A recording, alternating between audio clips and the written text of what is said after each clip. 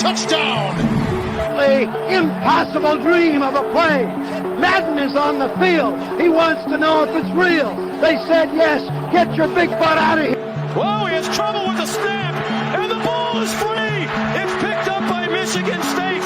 Jalen Watts Jackson, and he scores on the last play of the game. There, he's got it. End zone. Touchdown, Titans. There are no flags on the field. It's a miracle. It's a miracle. It's a miracle. Guess what? You guys, we made it to Sunday again. Hopefully, you guys have celebrated Mother's Day with your mom out here and have fun, with them. Moms are important, man.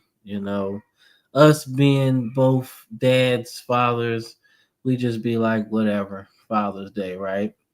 So everything counts for Mother's Day. You gotta go all out for mom, right? That's what it means, right? But that's okay, man, because without mom, I guarantee y'all wouldn't be here. That's just the way science works, doesn't it? But nonetheless, man, it's Sunday. Welcome to the Football Frame of Mind, man. We are going to discuss some stuff, man, today. And y'all gonna have some fun, man. We got another What If series. We got a special guest today that's gonna be our mediator, man, to tell us if we are fucking up or we good to go on our What If series today, man. But we got our NFL action, we got a little college football talk, man.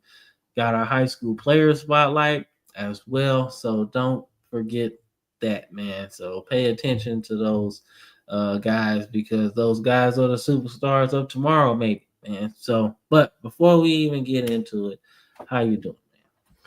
And we're good, man. Return of the What If series. But before we go any further, make sure to check out all of those social media handles at the bottom. Make sure to like, follow, subscribe across all platforms such as YouTube, Facebook, TikTok. We stream on Twitch as well. If you're more of an audio person, like working on the go, like listening to stuff while you're in the gym, make sure to check us out on Spotify, Apple, and Amazon as well.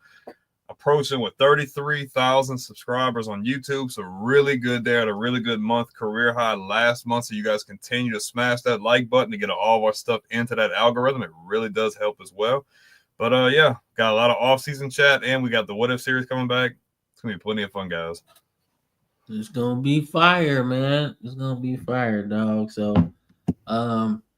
we're going to introduce our special guest, man. He's really cool. He's been in our chat for a while, man. Like he been doing his thing, man. He got some really strong takes, and we happy to have him on here. The Pitch Grid, man. How you doing? What's up, y'all? How's it going? What's good with you? What's good, man? So we gonna have some fun today, man. Let's check out these comments first before we start, man. First chat, Tyler.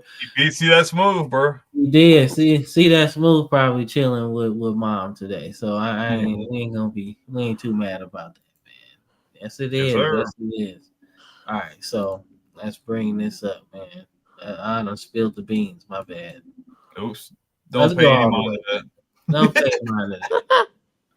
But let's see. They said, tell Pitch Grid Millboro sucked. Say right back at you for burying, man. Goddamn. So we got some high school rivalry going on here. See that smooth. See? Oh, hey, where you at? Where you at? Slipping, bro. Where you at? You late, slipping, bro. We were late. You still late. You late, man. Caught you slipping. And we gave you a 30-minute start time, bro. Grace period. Go Pack, go Bills. That's Birchwood the Vampire. All right. So you know the drill, man. Come on over. The water's fine, man. The numbers increased. I don't like that. That's 90%. That means people watching, but you ain't pressing the button. What is going on? It's All free. you got to do is subscribe, man. It's free. The water's fine. That's it. Come on, And they're man. cool too. Like, Let's see what I'm saying. Like, come on, Fish Grid gets it, man. absolutely, y'all man. get along. Come on, man. You gotta do it. But y'all gotta subscribe, man. So to the 10% that are subscribed, thank you. We appreciate it, man. So let's get into our stuff, man. We usually start off with our college football stuff, man. So we're gonna start with that, man. It's just simple topic today. Nothing really crazy. Hey, yes, sir. You got clocked in early. But yeah, just a little topic today. Nothing too serious. But these are the top guys they're saying going in the draft next year, man. So we'll start with you, Pitch Grid. What do you think about this top 10? You liking it?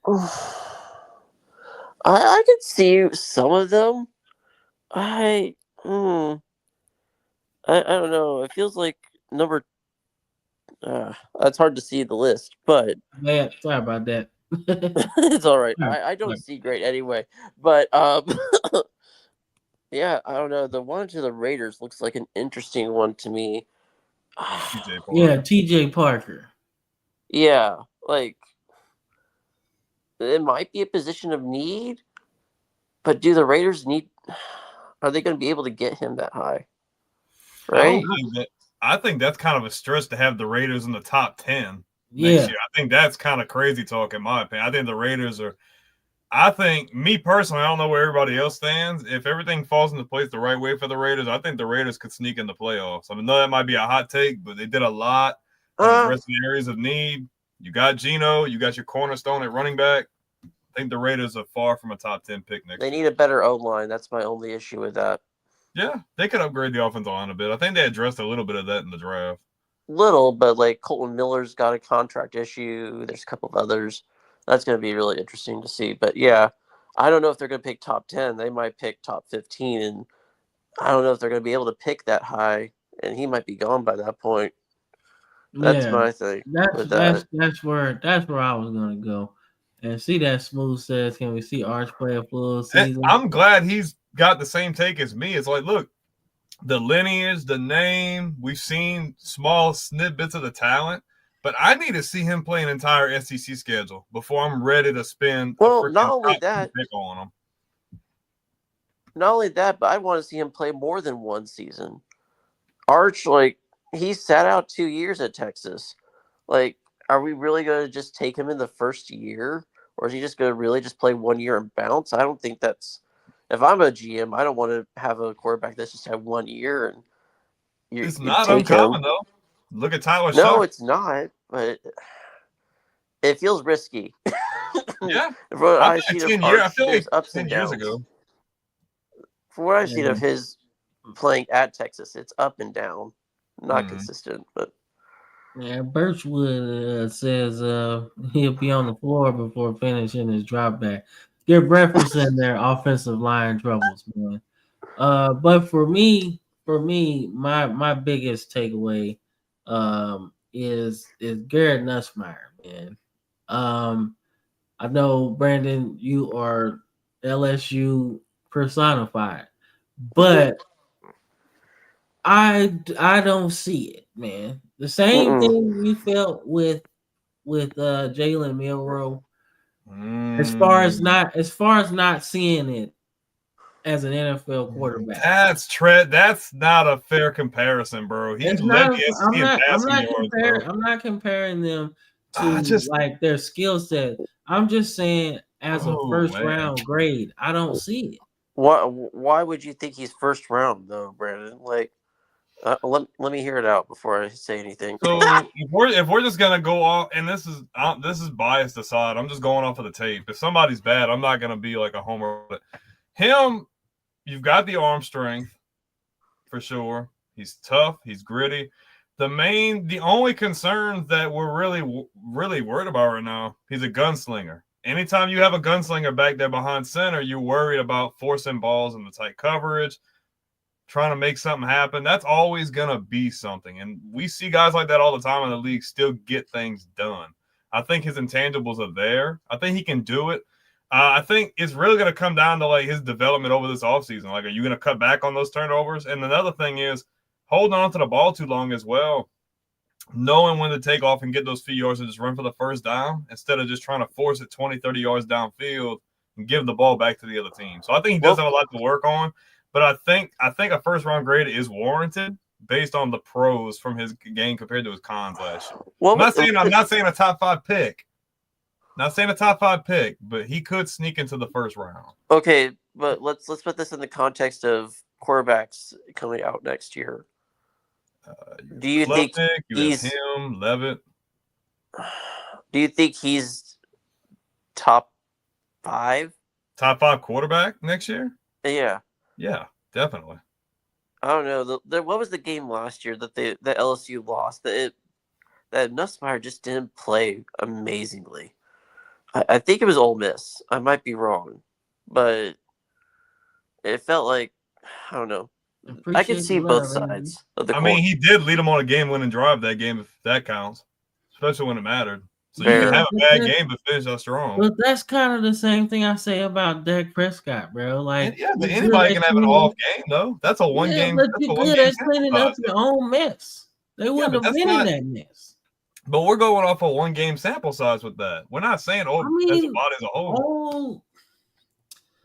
I don't see, because the decision making was a big problem for me.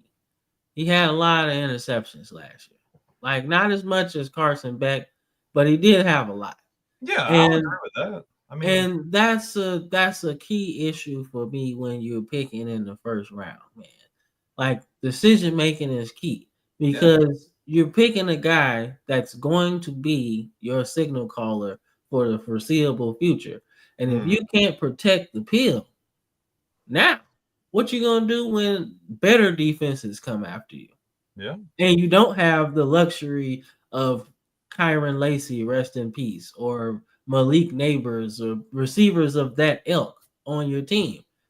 You know, that is a big problem for me, you know? So going into this season, if he's going to be as far as a top 10 player, or at least as Pitch Grid say, a top 5 quarterback, we're going to have to see some of those intangibles that you need, right? Now, I'm going to say he's going to play a tough schedule, right? So you're going to see probably the best he has to offer, right?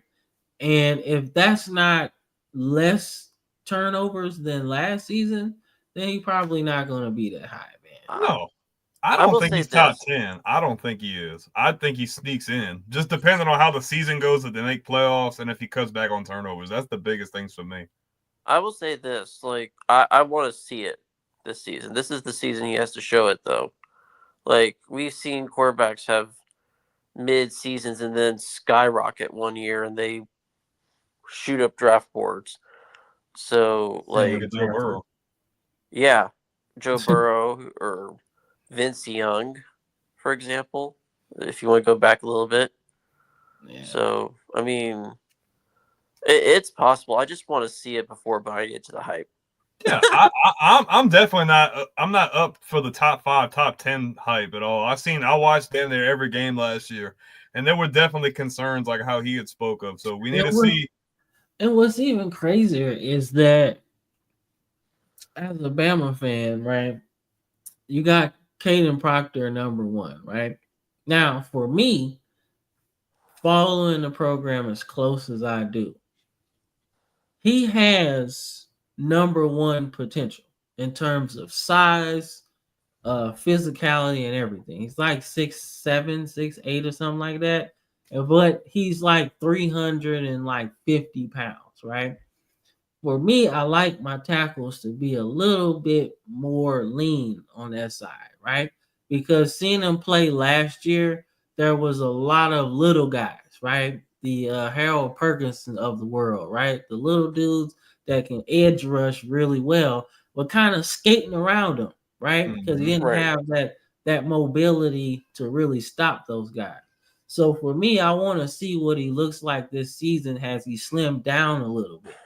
I don't want him to lose too much power because when you lose weight, you kind of lose a little bit of oomph.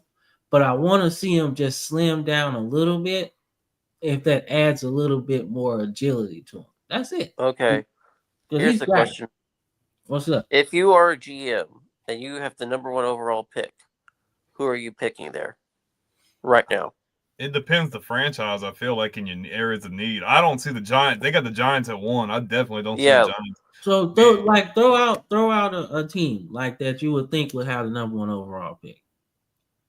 Yeah, like the Giants. I could see the Giants, or shoot, the Jaguars might be up there, or the Browns. Okay, so if I'm the Jaguars, I definitely think about taking an O lineman number 1 because you already done drafted Travis Hunter, right? So you got weapons. You got Brian Thomas the year before, so you got weapons there. Then on defense, you got a pretty good front with I forgot his name, man. He's got a name similar to somebody else, but he's a cold lineman. And then 2 years prior or 3 years prior, you got Trayvon Walker, and he's turning into something pretty substantial, should I say? Maybe not like your best pass rusher yet, but every year he's increased his sacks. So that tells me he's on to something, right? Right. And if the Jaguars have the number 1 overall pick, that's probably because Trevor Lawrence got fucked up again. He probably got injured. He missed substantial time because they have a talented roster. Yeah, I would agree. So that will be my take on it. If they have the number 1 overall pick, it's not because they suck. It's because Trevor Lawrence is probably out, and you gotta address that. Because you gave him all that money, so you gotta protect your golden goose, man. And you brought in Liam Cohen for that reason too. So, and he brought up Cleveland too. If you think about Cleveland in this situation, I'm either thinking if they had the number 1 pick, I'm thinking that either everybody in the quarterback room got hurt and they were literally down to the bare bones, or they just couldn't get anything going. I mean, a lot of people would put Arch Manning there. It really depends on what you see out of your quarterbacks, honestly. Because if you have anything out, I mean, you drafted 2 rookies. Kenny Pickett's not going to be your guy. Joe Flacco's literally just holding the baton until somebody else takes it. And then you still got the big albatross in Deshaun Watson. Yep. You still got that. I mean, I wouldn't be mad at them for going tackle if they had won. Crazy. I wouldn't be mad though, but I mean, like their whole scenario made no sense anyway, right? Like we're going off on a tangent, but this is really cool stuff to talk about because you're the Browns, right? And you give Deshaun Watson all of that money, right? And me and Brandon talked about it before. Yes, that was warranted because he was a top 5 quarterback when he left Houston. He had the best season. I made a short about it. He had the best season a quarterback's ever had on a losing team. 4-12, and he was about 4,000 yards. He was like in the top. I think he was like top 3 MVP voting that year too. Like he was top 5 in MVP. I mean everything on a 4-12 team, right? So that was warranted, right? But then you go into this situation, and maybe that's him going through all that off the field stuff as well, but you go into a 4-12 franchise.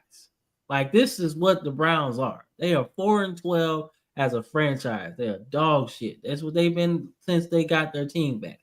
So you can't expect a person that's mentally already exhausted from what he had to go through, whether it's his fault or not.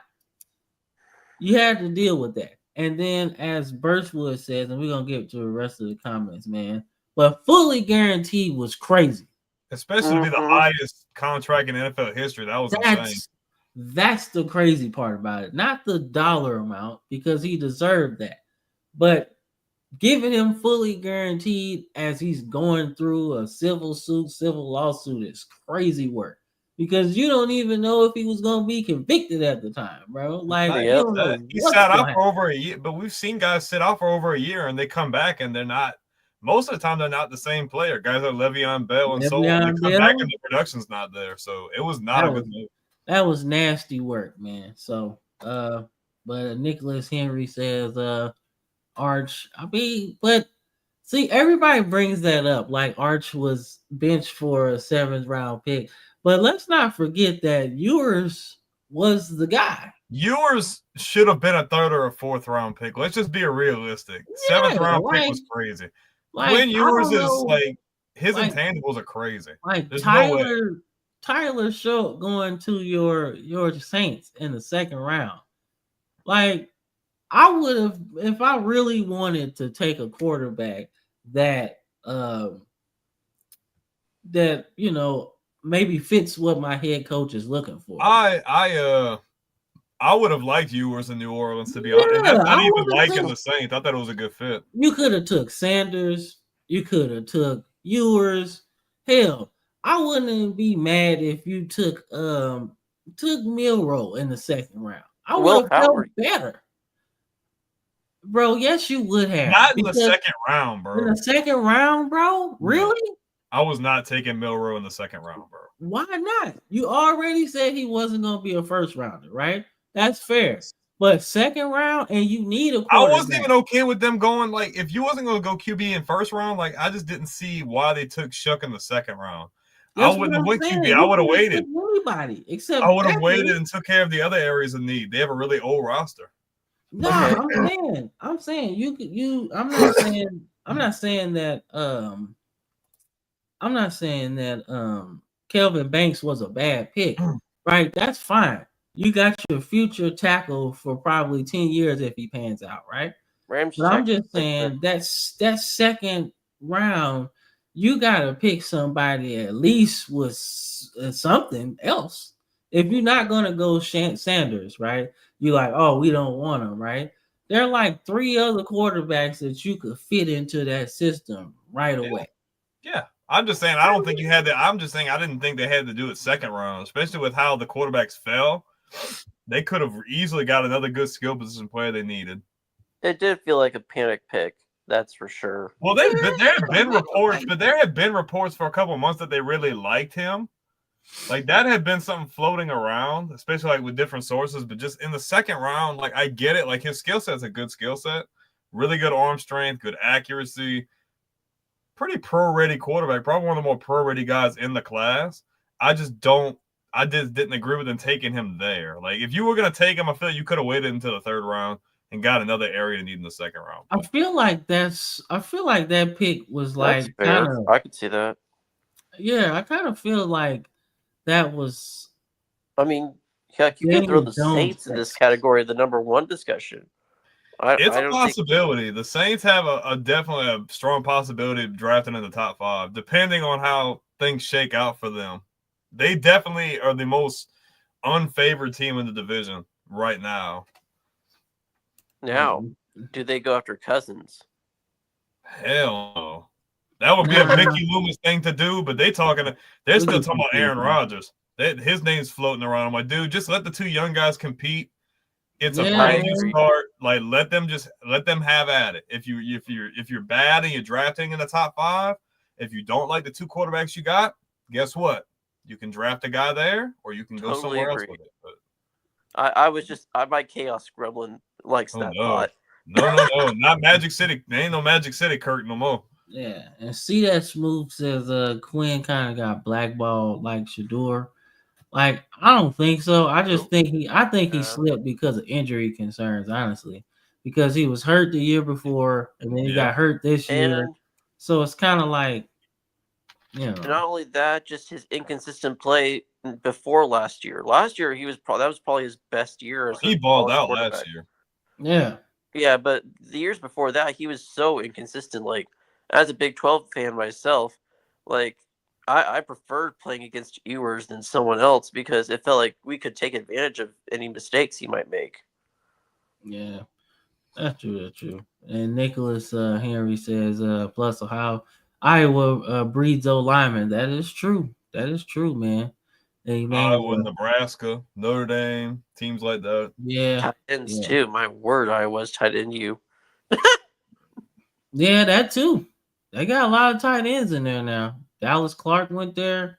You got a guy from 49ers went there as well. Kittle, yeah. Hawkinson. Yeah, Hawkinson as well. So you got a lot of dudes that playing tight end. Oh shit, Sam Laporta did go there too. That's true. Yeah, so you got a lot, man. That's a good school to get a tight end from, man. Considering they don't necessarily pass the ball very much. But Nicholas Henry says if the Browns draft Arch, they're screwed. I mean, yeah. I think if they get the first overall pick, he's definitely staying in school. He's like, I'm pulling the Andrew Luck. You will not draft me. What's up? Realistically, it's probably the best move for him is to stay under the year because you can have a really good 1 year, but that doesn't mean that you're guaranteed because teams are taking risks. But I feel like the way the NFL is going, they might be less prone to taking that risk unless it is Cleveland with that first pick. Anybody else might be like, Like if Cleveland gets the number 1 overall pick, right, and they draft a quarterback, they'll probably burn the city to the ground, bro.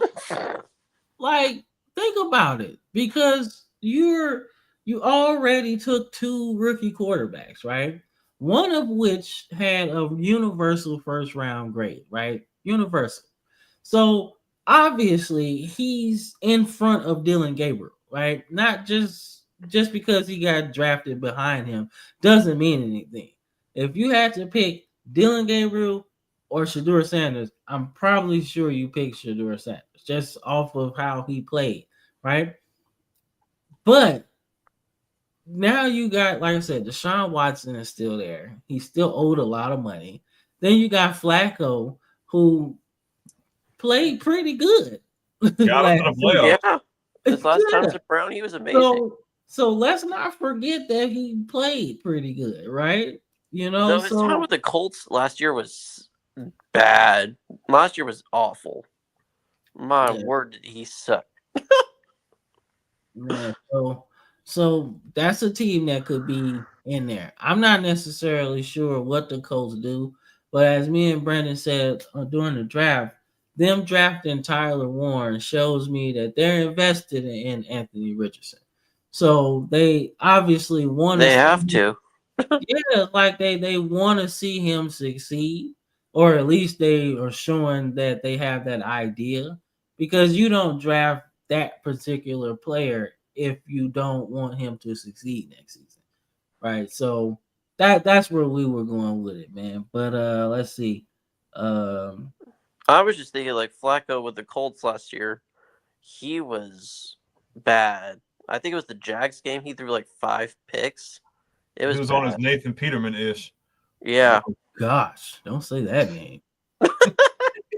Jeez, don't say Nathan Peterman at all. Jeez, like, I don't understand. And I don't want NFL quarterback, bro. I just don't, and I don't want to get too far off because I don't want to keep us like off the rails too long. But like, I don't know how that guy kept the job as long as he did. I just don't get it.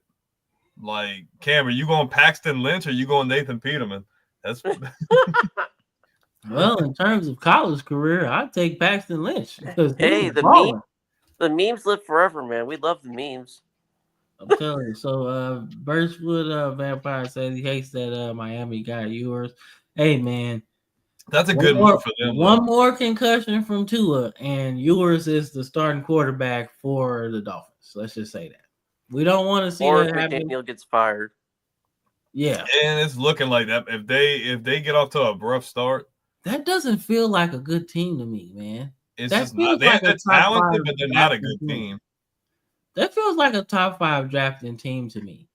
Like, I mean, yeah, you got Tua. Like that's the only thing that might keep them from drafting top. Tyreek, Jalen Waddle. Yeah, like you got those kind of players. But that's not a good football team. They have good players. Yeah, they're not a good team. That just seems like they're going to steal a few games. They got Cam's boy, Chop Robinson. That's my dog. I'm talking about Chop. That's my boy, Chop. I'm telling you. But see that Smooth agrees with us, man. And then he says, Tyler says the Saints are going to be back to celebrate field goals and first downs next season. I don't know. I don't know if y'all gonna get that, but and then Birchwood says he had Sanders, Howard, and Ewers graded above Milrow. But Milrow went first of all of them. I'm telling you, dog, it's something about that skill set, dog. Like having the skill set to be able to run around the goal line. Man. I think it's the mentality. I think it's his mental. I think that his mental, like against, particularly what was it, the bowl game, I think that showed a lot. I think to teams that he has some toughness. And but he went to a good situation though. Yeah, That's he did. A great situation. Seattle's perfect. Yeah, the like I said, that other than his running ability, like to be under that microscope like that, like people understand how hard that season was. Nick Saban literally retired after that fucking season. I remember that. Like literally, just like yo, I'm gone, right? So now you got to hire a new coach, learn a new system, and try to keep the players from leaving because we're in the transfer portal era. So one constant was Jalen Milrow. So the fact that he was able to deal with that, and I think the draft talk kind of got into his mind a little bit just off of his performance, right? Because certain times he was just honed in on Ryan Williams, and that was it. Like you ain't have running back to throw to, you ain't have other receivers to throw to. You just throwing to Ryan Williams, and we hoping shit sticks, right? And I think that was the thing of just rushing into a season, not really knowing what the fuck you getting into. So that's what it was, in my opinion, and that hurt him because after that Georgia game, everybody was like, "Yo, Jalen Milrow top 5," like, and but that's kind of how that's what sucked about that part, man. But I do agree with you. His mentality, a little toughness, man. And who knows how Seattle goes, man. One thing, Seattle's always been kind of a team that went against the grain a little bit, when it comes to quarterbacks, right? Nobody thought Matt Hasselbeck was going to be anything. He was backing up Brett Favre for all them years, right? Nobody thought Jim Zorn was going to be one of the best quarterbacks of his generation. Underrated Jim Zorn. What a pull. Lefty. Yeah, you know what I'm saying? Nobody thought he was going to be shit. And then my favorite Seattle quarterback of all time, bro, Russell Wilson. They signed Matt Flynn to a multi-year deal. And who was the QB in the 90s? Like, that QB for the Seahawks wasn't bad. Craig. Yeah, Craig. Out of this world. He actually has a pretty good career, actually. Yeah. But yeah, Russell Wilson, man, he beat out Matt Flynn on a multi-year contract in training camp. So my thing is, obviously, he's not going to beat out Sam Darnold. They just paid him a lot of money. But don't be afraid if Jalen Milrow, gets to play a little bit. And they got a couple packages for him. And he might win them some games. Just being able to kind of do some wildcat shit. I don't know. That would be fun. That would be really fun. Yeah, just like, hey, look, we ain't going to use our $100 million quarterback to do a quarterback sneak. But we got a 6'4", 235-pound quarterback that we can definitely use in this situation. Do some RPO action. Yeah, if the Dolphins can use Jacoby Brissett as the quarterback sneak quarterback because they don't want Tua in there, I guarantee Jalen Milrow can find him a spot. Man. And then I think we got a little bit of banter between a couple of people in the chat, man. So that's cool. And then it's not McDaniels they need to fire. It's Chris Greer. So I want to say GM? He's the GM, yeah. Okay. Well, shit, man. Usually these type of firings come in packs. So they usually both will probably be gone. So except if you're the Jaguars. And then they won't fire Trent Baalke until last year. That was bad. Yeah, And then you bring in a guy that Duval. yeah, but we'll move forward, man. Let us know in the comments what you think about those top players for next year. If you like that top 10 or not, let's see. We like to talk about it, man. But let's get into some recruiting, man. So these are your top 5 tight ends, man, going into 2026. We got some good ones, man. I'm excited about the number 1 dude. Okay. 6'6", 6'6", 250 from North Carolina, Kendry Harrison, man. And Oregon got him. And Oregon got him. So Oregon's kind of building this thing where they're getting a lot of good players, man. They didn't get Lincoln Cure, though. What do you say? They didn't get Lincoln Cure. We got him. Well, hey. My Wildcats got Lincoln Cure. Hey, man. They flipped the number 1 receiver from us, though. Just saying. They say don't let Ian Premier go to K-State. Well, hey. Don't say never, man. It's gonna be a battle though, because it seems like Kansas and Kansas State are trying to get him. So I mean, 16 years, we got this. So, he said he thought you was a Jayhawk. No, I'm not. Never been. Man. He's a Snyder guy, bro. We don't do that. Oh yeah. We don't do that. I don't even like the Jayhawks, man. I'm sorry, man. I can't do it. Respect, man. I don't even like the Jayhawks either, dog. Like, they had one good season in my lifetime, and that was like 2008. That was it. They had a good one a couple years ago. Not to the same degree, but not going to the Orange Bowl. No. That was it. Oh my word. Mangini was Mangini was something else. No, when they had homeboy from Notre Dame, that was bad. No, Charlie Weiss. Oh my god. Oh my god. I loved that was horrible. That was horrible, man. Oh, it was what a waste, though. What a waste. Why would you you just come off of 3 Super Bowls with the Patriots, and then you go to Notre Dame? You couldn't get no head coaching job in the NFL. You literally take a step, you take a step down, in my opinion, to go back to college.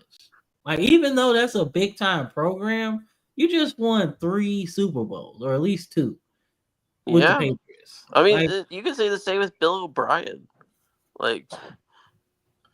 Yeah, but Bill had kind of burned his bridge with the NFL, in my opinion, especially with how he handled things in Houston. So fair. Yeah. Now he's got a pretty decent gig with Boston College, man. They weren't bad last year. So yeah, that's true. Yeah, and I mean, and what he did at Houston was just ridiculous. You trade DeAndre Hopkins, who caught 100 passes in 3 straight seasons, for a running back that really never saw the day of light again after 1 year wonder. Yep, 1 year wonder. Yeah, you know what I'm saying? So that just sucked, man. And then you rub your quarterback the wrong way, right? You trading all the good players away. If he wouldn't have got the GM job, he would have been perfect. That's all. But these are your top tight ends, man. And Nicholas says schools like Oregon have money. All they care about is the bag. We want Proctor back. He did us dirty, committing twice from his home state to chase the $1 million deal. So, Nicholas, he left Alabama because Nick Saban abruptly retired. I think he was just upset. I don't think Iowa was the option at all. Okay? I'm sorry, man. You could say he chased a multi-million NIL deal, and that might have been true. But I don't think he truthfully wanted to be in Iowa in the first place, because if he did, he would have committed out of high school. and it wouldn't even be an issue. With recruiting the way it is these days, I think people assume it's the money, but I think it could be so multifaceted and so complex to each individual, and the nuance I think gets missed a lot because you get paid now to play. So I don't know. To me, there's a lot of complexity you can take into recruiting, and it does suck because like the smaller schools don't normally like get those kind of recruits. Like Lincoln Cure is the highest ever recruit now in K-State history. Like, yeah, it feels weird, but at the same time, like recruiting is just a very complex situation in general anyway. But because you want to win, obviously, if you're a good player, and you want to develop and all that. But anyway. Yeah, man. Nah, I get that. And then see that Smooth says, get your money up, not your funny up. And then Nicholas says he committed to Iowa before his senior season. So that's my point. Because before his senior season, Iowa was probably the biggest offer he had. Then you play that senior season out, and it's like, oh shit, this guy pretty good. So if Iowa was interested, guess what? Now Ohio State's interested. Now Bama's interested, right? So at that time, which school are you going to pick if you didn't have an offer yet? If you didn't have an offer from Bama and Ohio State before your senior season, and Iowa was the biggest offer, which one are you going to commit to? Now we get through our senior season, and now I got Ohio State, I got Bama. Guess whose offer goes deeper in the back of the file cabinet? Iowa's. So that's why, man. And I just think he was mad. That's all. Like, I mean, I'll be mad too, bro, if my coach just like, oh, I'm not coaching no more. I'm like, damn, I came here to play for you. Now I gotta sit here and think about this, but hopefully now that one season is gone, this is year 2 under Kalen DeBoer. Hopefully, we do a little bit better than last season. Let's just be honest. The bowl game was quite atrocious. I was not happy about that. But let's get into our high school player spotlight. Then we'll get into some what ifs, man. So a high school player spotlight, man. We're talking about Tyler Powell. He's a defensive end, quarterback, kinda out of North Carolina. I want to say Tarboro High School. Right now, we've been trying to find his star ranking all day. We can't really find it. It's not on it's not on On3 or 24/7. But on Max Preps, he got 25 sacks. The next highest of his class of 2026. So, wow. So like that lets you know, right? And watching his huddle tape, it's legit. He's smacking quarterbacks out there. Now, maybe it wasn't 25 and Max Preps be lying sometimes, but he was smacking quarterbacks on that game film, man. And you can't sack the same quarterback 25 times, okay? Not one game. But he definitely looked good, man. So I think he can project that at least. I think he can get to 235, 245, right? As he, matures through college. I think that's his frame. He might get a little taller too, being young as he is. But I think he'll be a really good fit, right? So depending on how he develops and how his recruiting develops, they're going to get a good player, right? And if I had to say, we usually do an NFL comp, man. But since I really didn't see any other information in terms of like his star ranking and things like that, I just went with a player that I think he resembles a lot. And I really think that Harold Perkins could be his comp in terms of explosion, finishing explosion, right? Like there's a level of like, goddamn, there's a level of aggressiveness that he tackles with, right? And I like that. Yeah, I like that a lot too, man. And the fact that he has like a really good first step, standing up anyway. I didn't see him with his hand in the dirt too much, which is fine because he's only 205 pounds, right? But standing up, he really has a really quick get off. And I think if that can translate to college, I think that's pretty good. And one thing about Harold Perkins, man, even coming off an injury, he should have that first step just a little bit. And Sounds like Derek Thomas a bit too. I wouldn't go that far. But I wouldn't go that far. Makings of it. Because DT was nice, man. DT was amazing. DT was something serious. Legend is DT. Yeah, man. No doubt, man. Let's see. He was Nicholas is on the he's still on the Proctor thing. He's like he's no one prospect. Bama was there. I mean, hey, bro. I mean, okay, if you offer somebody 150K and then somebody offer you $1 million, sorry, bro. Like that's a big difference. Again, bro. it's multifaceted. There's a lot of factors that play into that. That's a lot, though. Like, you got to think about it. Like in the game, we're in the game of intangibles and things you don't know what's going to happen. The NFL isn't guaranteed. Look at Jordan Travis. Projected to be a really good quarterback in the league, has a gruesome injury. Trying to rehab the injury his entire rookie year, retires. So I'm not completely mad at a guy for taking money like that because his career in the injury, at least you set yourself up. Like, loyalty is one thing, but and then to be honest with you, like he would probably have more fun in Alabama, man. Like because, like if not even Iowa, because that's his hometown, right? It's not even like the state or the city of Iowa, right? It's just you're going to just be running the ball at Iowa. I mean, Caleb Johnson just had 50% of the offense last year. That's it.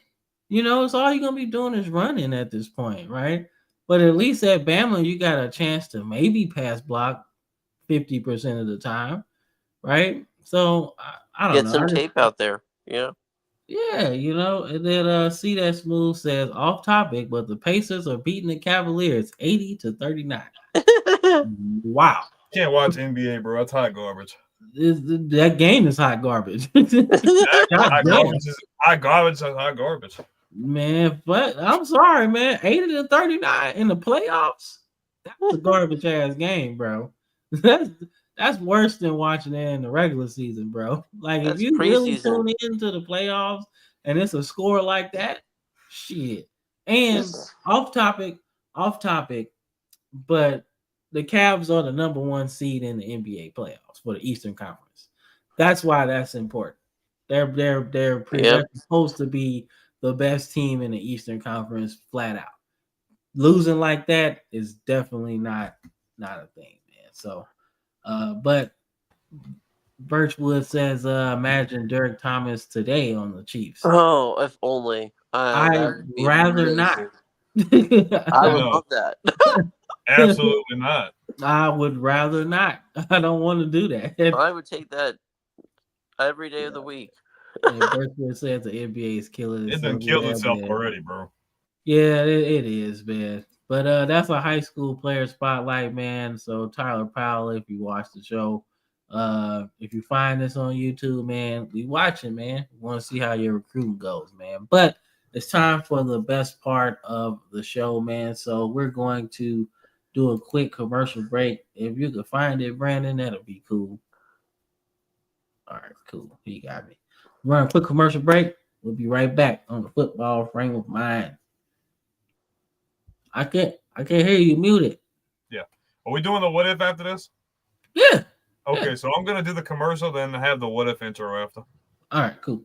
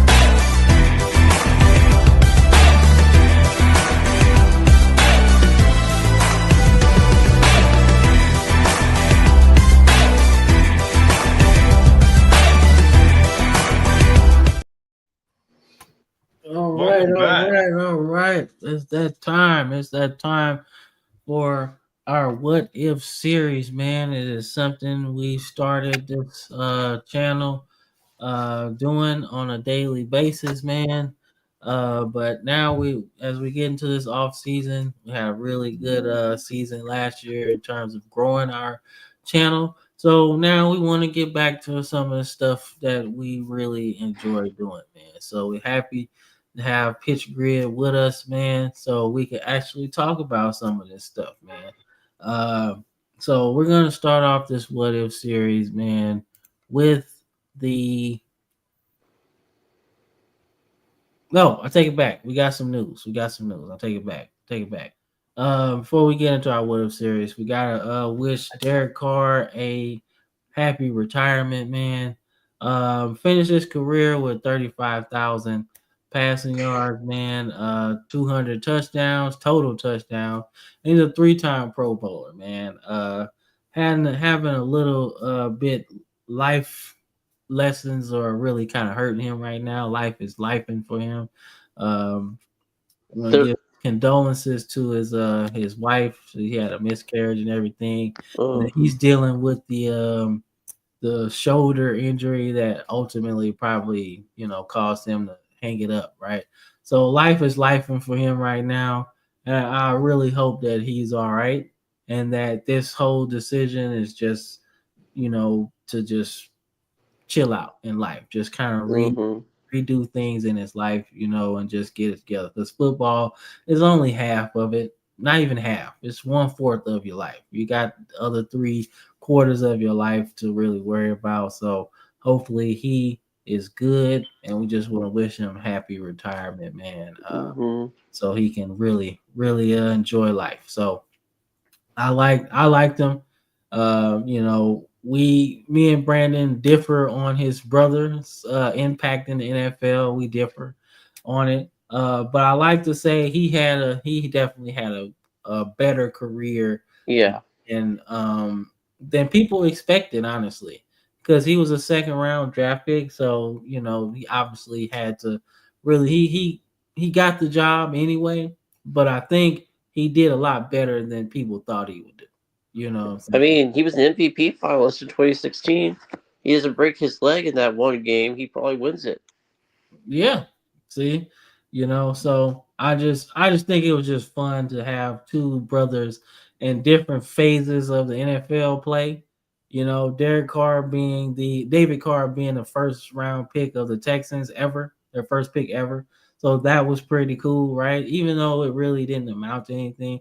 Like I said, me and Brandon differ on how good he really was. But that's neither here or there. But I really think that it was really cool to see both of them play from the same college as well. Like, it's really cool. So hopefully, they got a son and we can do this Arch Manning thing with the Carr family. Hey, my uncle and my dad played. Like, hey, maybe we can do that too one day, man. But definitely happy retirement, man, for Derek Carr, and best wishes to everything after that, man. So, you mind if I give a spill on this real quick? Yeah, go ahead.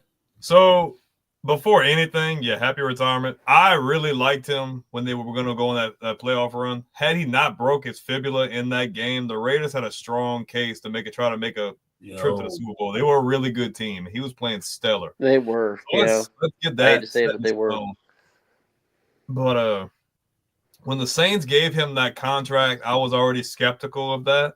I'm like, I don't know if I would have gave him that much. Had some injuries, things of that nature. Fast forward, there's a lot of things up in the air with whether it's injuries, like are you going to have surgery or this or that. But then there's like a lack of communication between him and the organization, and he's doing YouTube and all this and that, and everybody's just looking around like, hey, like, are you just trying to force your way out for a trade? Or like, are you just trying to nurse an injury? So it was just really odd. Now, if he's dealing with some things like that, then condolences there. But it was just some things that didn't really add up for me.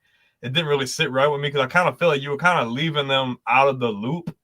I'm like, yeah, you're supposed to be nursing an injury, but you're doing this and that. And you seem like you're doing perfectly fine, yada, yada. And then all things aside, this is a really good thing for the Saints because they can, one, go forward. Not just that, they free up $30 million in cap space. This move. Carr retains $10 million. The Saints are going to retain anywhere between like around $30 million in cap space. So that can really help them. Maybe get a couple other veterans to really help fill out the roster. Keenan Allen's still out there. You can get somebody like that for your receiver core. Asante Samuel is still out there. He does have tackling issues. I think that they could use that money wisely to bring in some other guys to at least try to help them be competitive. So good for retirement, but for the Saints, this is a major W. Now you don't have any question marks. You can just go in with a couple of young guys and just see what happens. No crazy expectations. Just see what happens and then go into next year. Yeah, but now it makes drafting Tyler Shutt seem even more stupid. Like, not really, because they weren't fully. You don't know if you're fully set on Rattler. Now you can at least let the two young guys play. Or who's the other one? Hayner. I mean, Hayner's a non-factor. Hayner's not getting the job. Yeah, no, I know he's not. I liked him at Fresno State. I thought he was good, but he's not going to be the guy.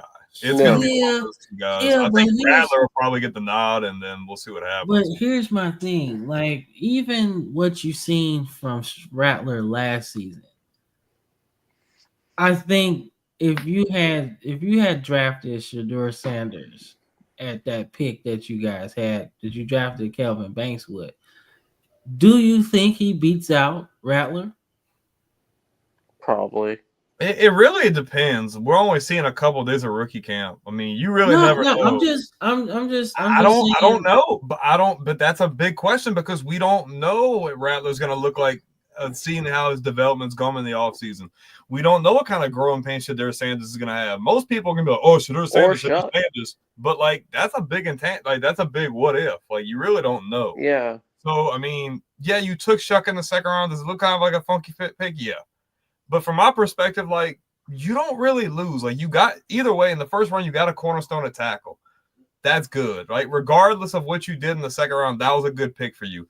If neither one of these guys work out for you, guess what? And if you suck, they have a much better quarterback class coming in the next year, and you can draft a guy that maybe you feel a little bit more comfortable with. So, yeah, I could see, like, the pushback. But for the most part, they free up cap space. If it doesn't work out, it doesn't work out. They have a much better class coming in next year. Okay. No, look, I just wanted to get your thoughts on it, man. That's all, man. Let's see. Birchwood says David Carr was screwed going to an expansion team. If you had gone to a team without pylons for offensive line, you would have had a Derek type of career. I agree. I'm sorry, man. I do. And actually, if I'm being honest, I went off on a tangent about this, I think, on a couple episodes ago. I think they messed up their whole franchise growth in 2002 anyway. Because, yes, you need a quarterback to They should have took Peppers there. Yes, that's my point. You had Dom Both Capers. agreed.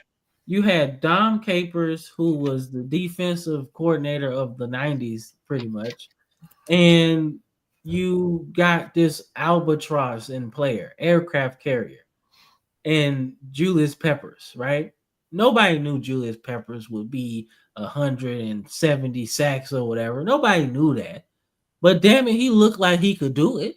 The intangibles spoke for themselves. Like, you could see it on the tape. Yeah, man. So I'm saying do that, right? Because your team's gonna suck regardless. Because I mean, they got like Baselli, I think it was, as and one of their expansion picks, and then of course they had Casterly as the GM, which that feels weird because like Casterly was supposed to be such a good GM, and then he flamed out miraculously. Yeah, man. Like drafting Carr will seem like let's just get our franchise quarterback first, right? But it seems sacrilegious because you basically letting him get fucked up that first year. Like they gave up 76 sacks in that first season, man. Your quarterback got hit. That's just the sacks. What about the times he got killed before that? Yeah, all out of bounds. So that's my whole thing, man. Like, I just think they just put him in a very bad situation. And even though they got Andre Johnson, like maybe next year or whatever, That's not enough. He never really had a good offensive line, man. And when they did, they spent money on like Amon Green or some shit. And he was way past his prime when he got there. So it just seemed like that team was just, over with, right? And I like what you said, Birchwood, man, about Tim Couch. I mean, Tim Couch, people say that, oh my God, Tim Couch was so bad. Look at his Kentucky that film. team was bad, dog. Look at was his film Browns at team. Kentucky. He hadn't played at Kentucky in about 30 years, and he still got records there to this day. So that just lets you know how good he was. That pick right there was good for them. They needed a franchise quarterback. It just sucked that was basically the same scenario.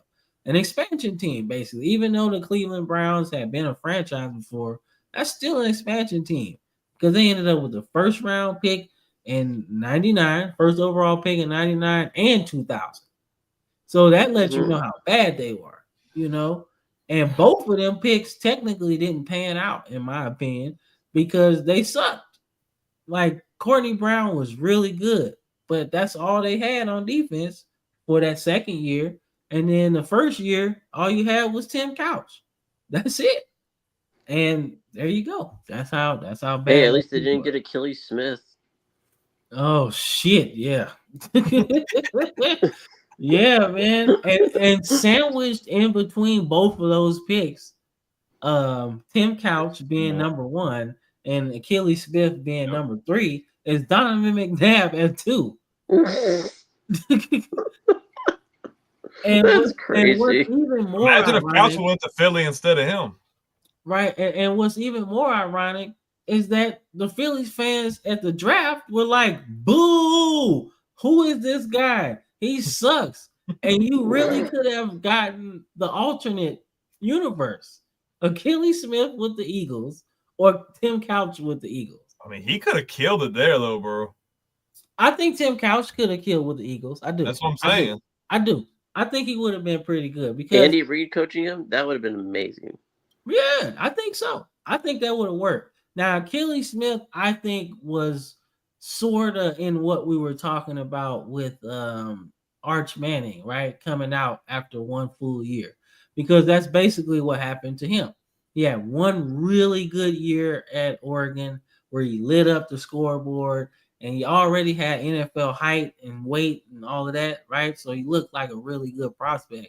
But you really needed to see another season before, like, hey, let's take him 3rd overall on the Bengals, who absolutely sucked at this time. Like, yeah, that's it.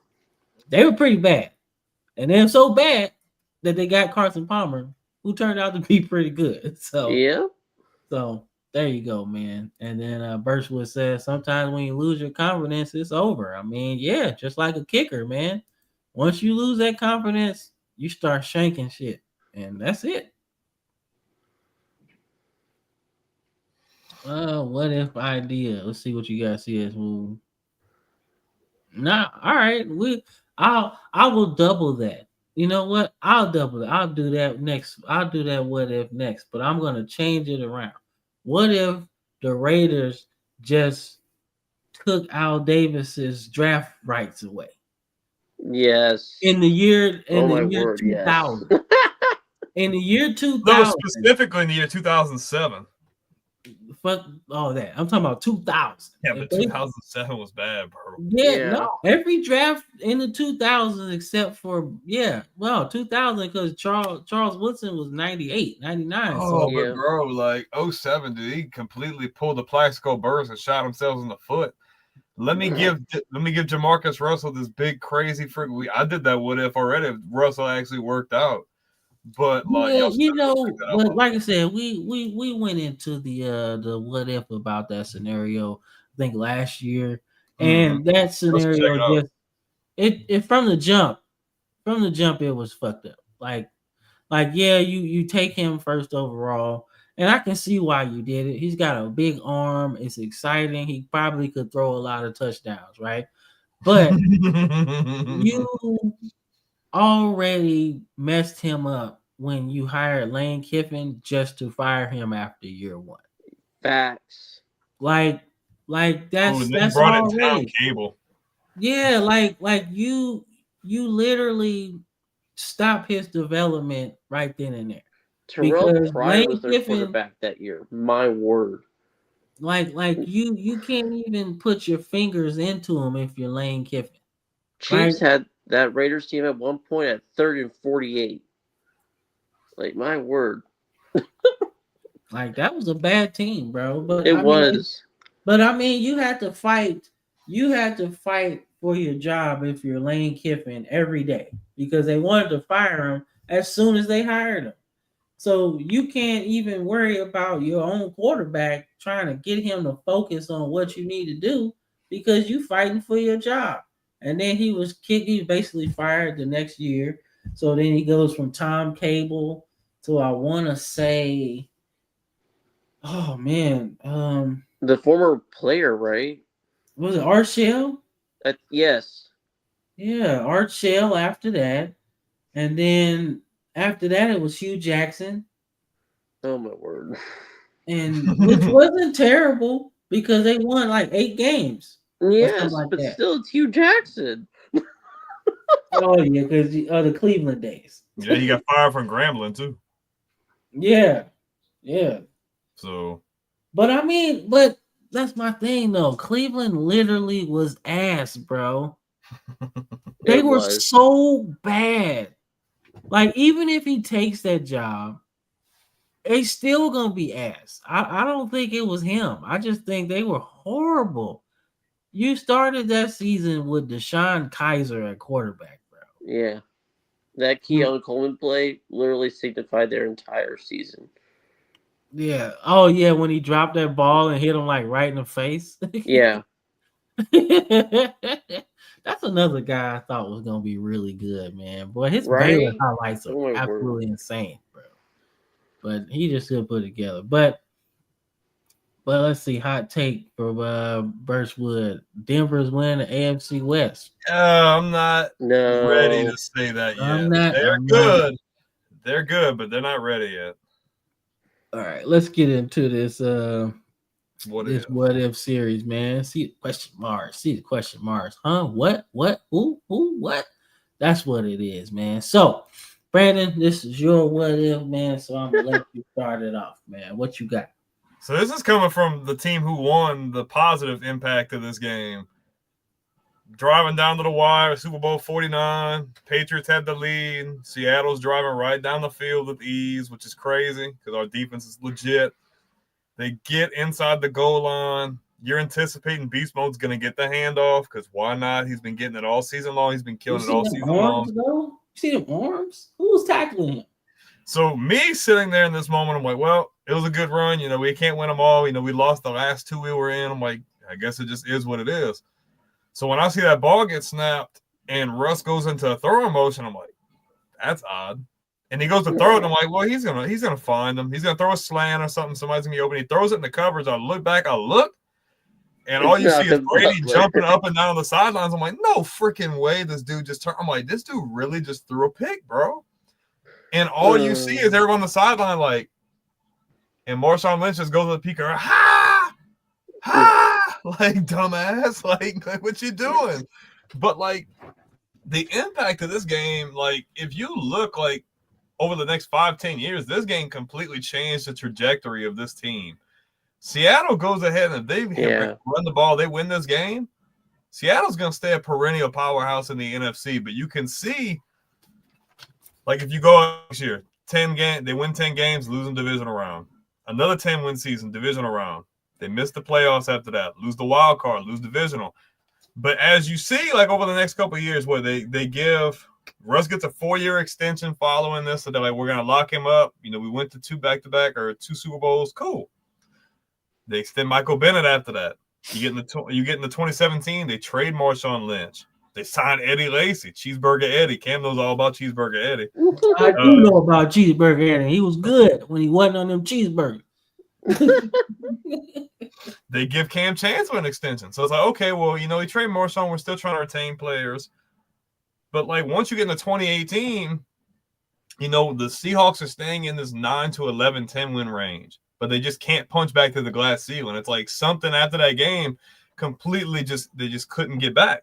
You see, they released Cliff Averill, they cut Richard Sherman, they lose Earl Thomas in free agency. You go into the heard next some of year, the interviews from players over this era. It's fascinating. They bring in Geno, they re-sign Marshawn, but they let go Cam Chancellor.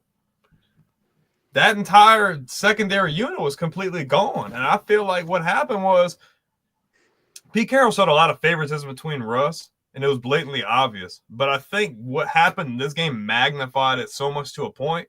I'm not going to say you lost the locker room, but like it negatively affected this team, whether from a psyche perspective or whatever. They could never get back over that. So I got to imagine they score here, they might kill the Patriots' run for a little while longer because I think we hadn't been back since 2012, I think. So it's like a 3-4 year gap.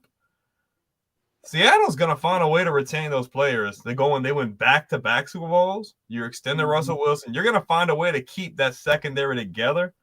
Seattle stays in the picture. I think Seattle definitely pulls off 3-4 Super Bowls in this era. They're probably the next dynasty. 2014 and 2020.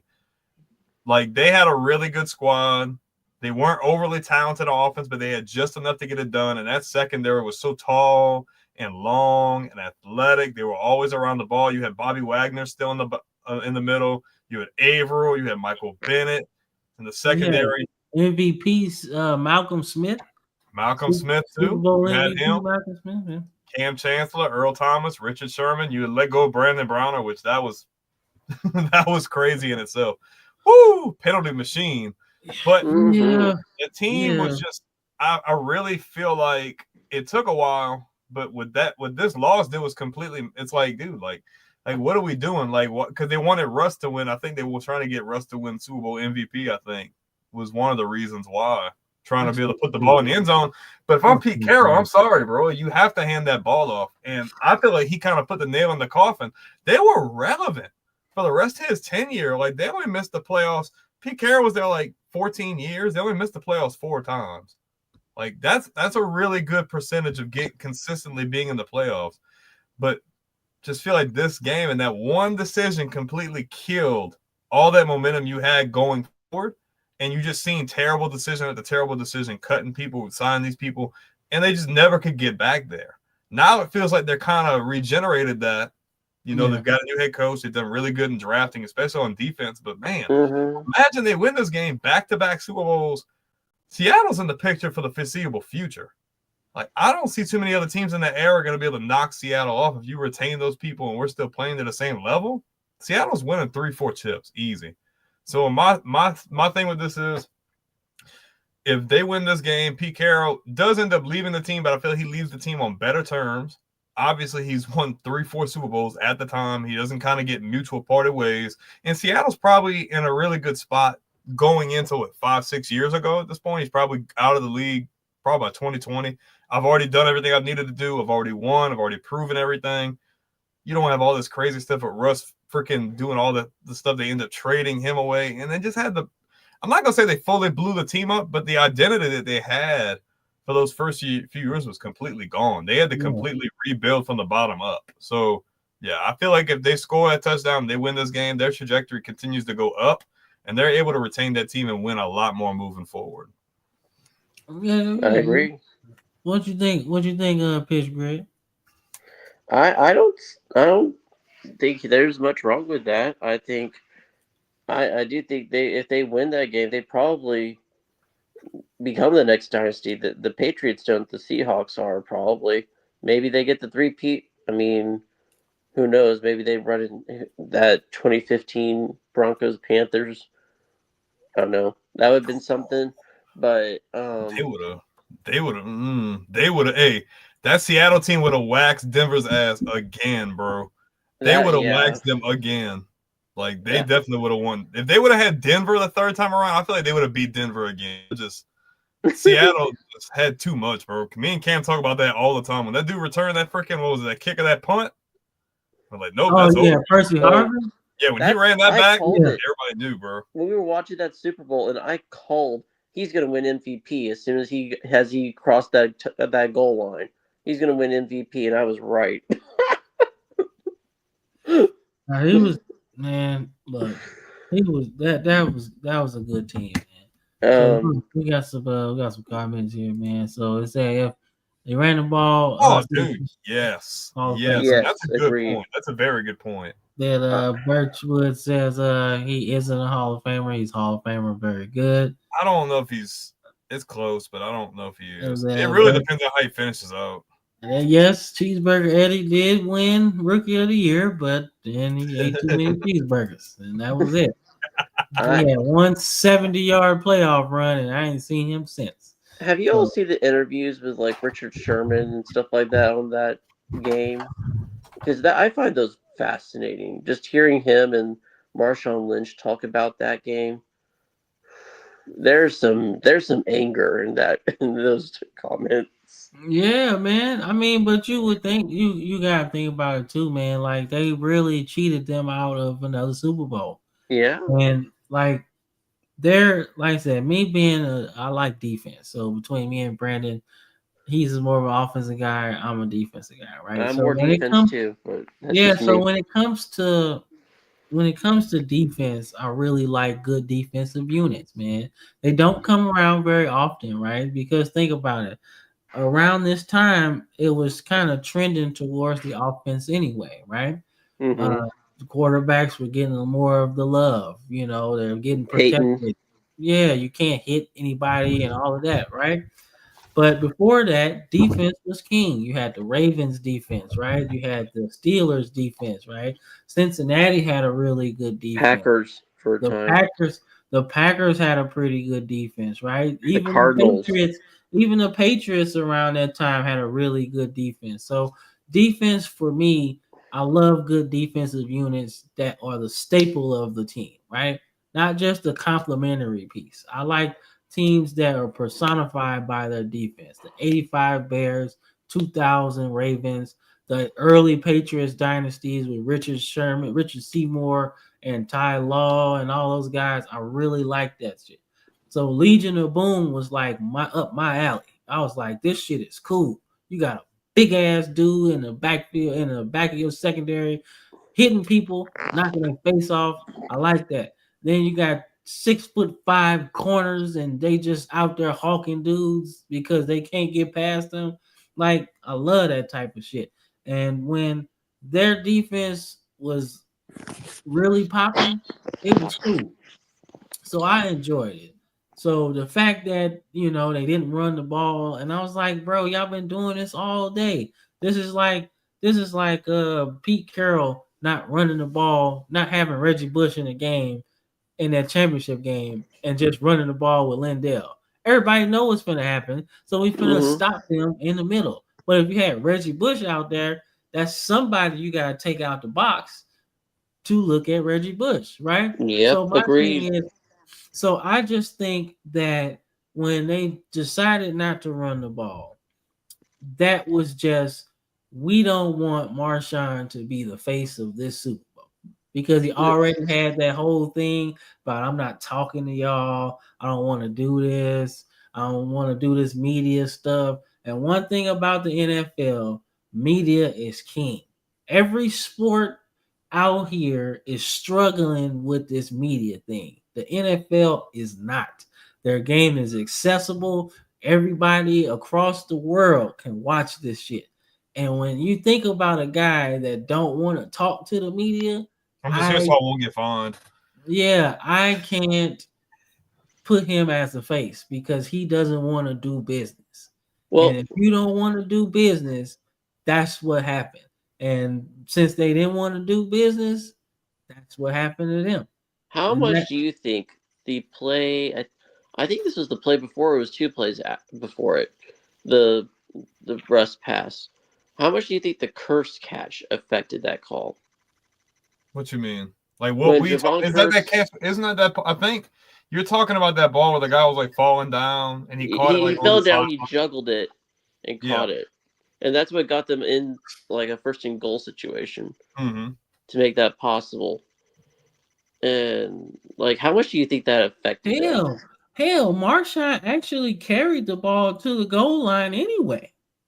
Right. Like, Yeah, I think he had Yeah, a because they caught. Okay, so it was a 3-play. It was a 3-play. They got down there. I don't think it was Lockett. I forget who it was. It might have been Curse. It They was caught Curse. it, juggled it. Yeah, it was Curse on the sideline, fell down, caught it. They handed it to Marshawn. They got inside the 5. And that's why everybody was like, dude, like he just gassed him. Just hand the ball off again. You can seal it. It's late in the game. And that's why everybody was so shocked because, I mean, he already had a pretty good game up to that point anyway. You just gassed them. You just gassed her for like almost 10 yards. And they're like, okay, well, just hand the ball up and seal the deal. And they didn't. I'm So, just yeah. like, I don't know. and then to get to your point about what's up, Joseph Hayes? And we get to some of y'all comments in a minute, but to get to the end of your point when you said how their team just looked afterwards, that's how your team is going to look when you take the definition of your team, the meat, the bones, when you take it away and try to give it to somebody that didn't earn it. And that's what happens. You gave Russell Wilson the face of the team, the keys to the organization, and he hadn't earned it yet. Well, they built his ego so high, like they completely skyrocketed him, and it killed everything. Yeah, right. You made him into something he really wasn't. He wasn't a star player. He wasn't the guy that really needed the camera in his face, right? But you created this monster, which is what was shown in Denver, right? Yep. I'm the guy. Just the high knees. Yeah, I'm the guy. I'm the one that won the Super Bowl, which really never happened. He started to live in a false reality that he was the reason why they won that Super Bowl. In fact, he's the reason why they lost the second one. But now you give him the keys and you create this monster of a person who's really not like that at all, right? When in reality, that's really what killed their team, right? Why did they lose those playoff games? Why did they keep going 10-6, right? All under Russ's watch, in a sense, right? They lost to, I mean, they came back and beat the Packers in that crazy game, right? But it doesn't matter because that was Brandon Bostic more than anything. Yeah, exactly, Brandon Bostic. Yeah, we understand that way. But that's crazy. Yeah, but nonetheless, right? That's what happened. They took away the identity of their team, and that's really what happened to their team, right? So well, look at the next 3 years. All their main staples were gone. Yeah. Cam Chancellor's gone. Yeah. Sherman's gone. Thomas is gone within less than 3 seasons. Those big hitters, those guys who made the biggest impact for your team and got you, they were all gone. Yeah, we forgetting one important person, Michael Bennett. Oh, I love Michael Bennett, especially when he came to us. Oh, see what I'm saying? So I hated when you all got Mr. I don't wear shoulder pads. I love me some Michael Bennett. Yeah, so that's my whole thing. You took away the identity of the team, and then you gave it to somebody who didn't earn it.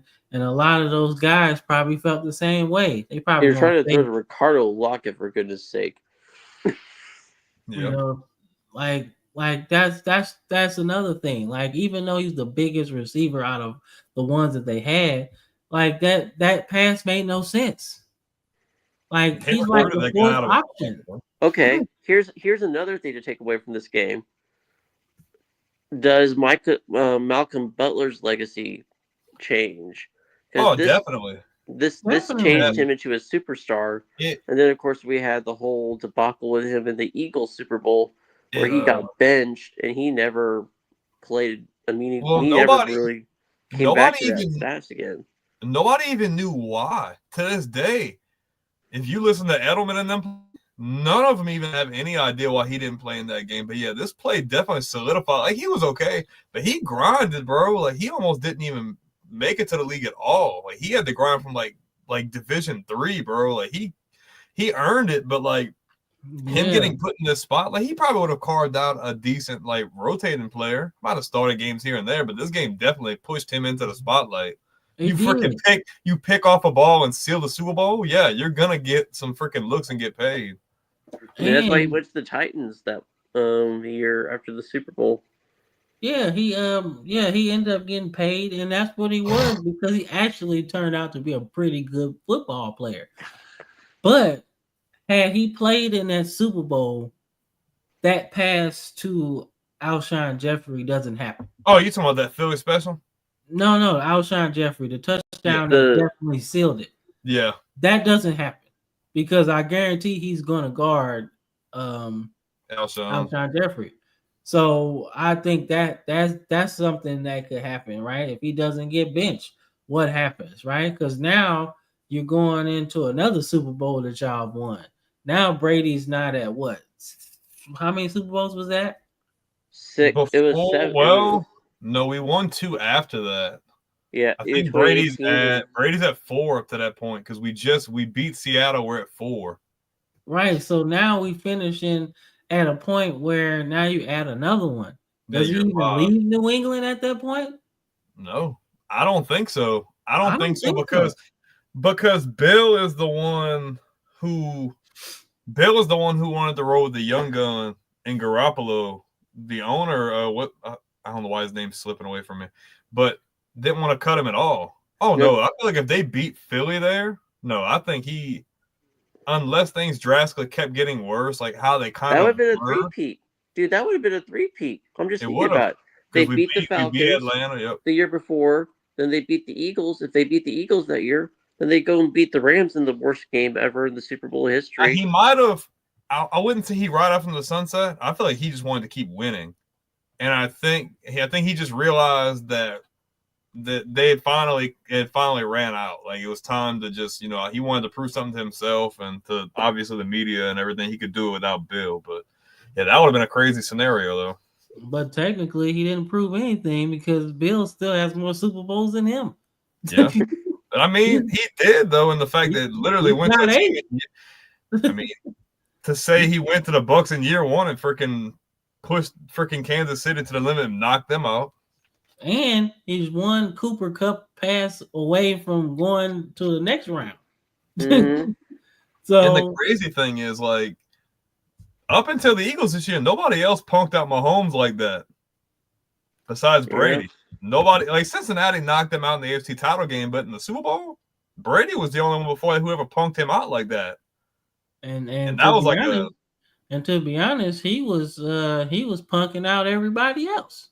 Yeah, so when that happened, everybody's like, whoa, like, oh, well, they not unbeatable. And obviously they went on to win for a few years, and everybody's like, well, we can't beat them. And obviously Jalen Hurts and Devontae Smith had something to say about that, and they punked them out. Get them to that defense was nasty, bro. It was. That defense was nasty. To be able to get to Mahomes with just 4 down linemen, they didn't blitz like at all. Yeah, at all. 4 down linemen. They was hunting Mahomes all game. But I will say that ball Hurts threw down the seam was a perfect ball. It was. Oh, yeah. Right down the seam to Devontae Smith was nasty. Oh my God. That's what stuck a fork in it. Once they get that was it. Yeah, that was the killing blow. Yeah, but before I get into my what if, man, let's answer something, man.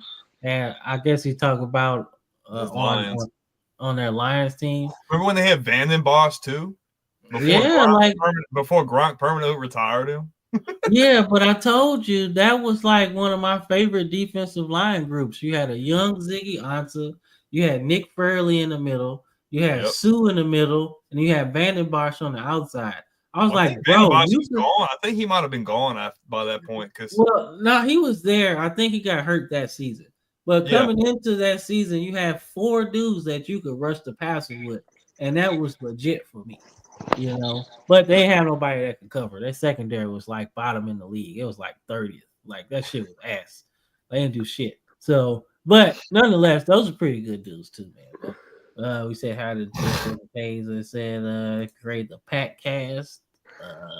I guess that's a podcast for Packers. Tom Grossi, yeah.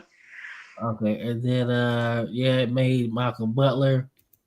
And then I'm a Ravens fan, and Brandon is a Saints and Patriots fan. So surprising today he's rocking the Jets. But nonetheless, you got to support the division too. If Cam's original team wouldn't have left, he'd still be a Rams fan. Oh yeah, you most definitely right. I would be rocking my St. Louis Rams gear all the time, bro. But now it's just I'm in mourning every year since 2015. So yeah, man. But this ain't about me. This is about the What If series, man. So thanks, Brandon, for that, because that was pretty cool. That was deep.